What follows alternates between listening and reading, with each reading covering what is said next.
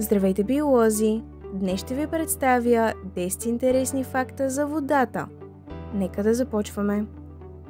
Номер 1. Пиенето на вода повишава нашата енергия и премахва умората. Тъй като в по-голямата си част мозъкът ни е вода, то пиенето на вода ни помага да мислим, да се съсредоточим и да бъдем по-бдителни. Ако сменим кафето с вода, това ще ни помогне да се преборим с уморените очи и ще имаме много по-свеж вид. Номер 2. Пиенето на вода подпомага свалянето на килограми. Многобройни проучвания са установили връзката между пиенето на вода и свалянето на килограми.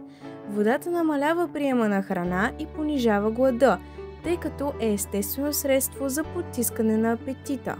Освен това, пиенето на вода подобрява метаболизма и съдържа 0 калории.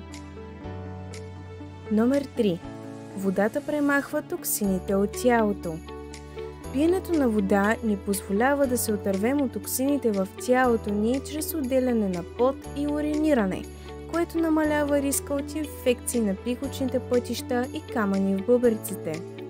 Освен това, водата поддържа водния баланс на организма, регулира телесната температура и подпомага храносмилането. Номер 4. Пиенето на вода подобрява структурата на кожата. Водата хидратира нашата кожа, поддържа я свежа, мека, блестяща и гладка. Премахва бръчките и е най-доброто средство срещу преждевременно стареене. Номер 5. Водата повишава имунната система. Научно доказано е, че хората, които пият повече вода, е по-малко вероятно да се разболеят. А кой не би искал да бъде здрав през по-голямата част от времето? Пиенето на големи количества вода помага в борбата срещу грип, рак и други заболявания, като сърдечни пристъпи. Номер 6. Водата формира голяма част от мускула. За да реагират добре на тренировки, мускулите трябва да работят оптимално. За тази цел е нужна добра хидратация. Много хора постоянно се намират в дехидратирано състояние и това затруднява техните тренировки. Концентрирайте се върху пиенето на повече вода и ще забележите колко гъвкаво ще стане тялото ви. Номер 7. Водата е естествено лекарство срещу главоболие.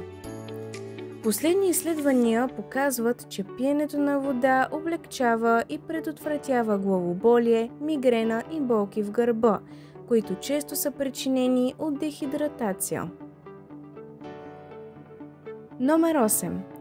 Пиенето на вода повдига настроението. Когато тялото ни се чувства добре, ние се чувстваме страхотно и сме щастливи. Какво чакате? Толкова е лесно! Номер 9. Пиенето на вода спестява пари.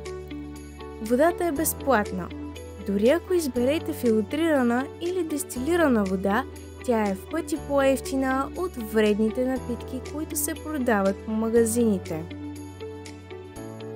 И ето, че лека по лека стигнахме и до последният факт за тази класация, приятели.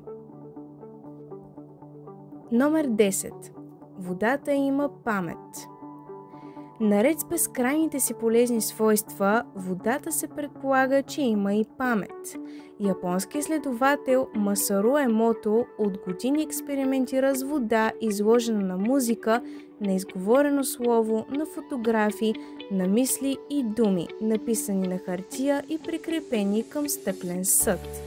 По време на своята работа той е направил над 10 000 фотографии, някои от които са публикувани в неговите книги.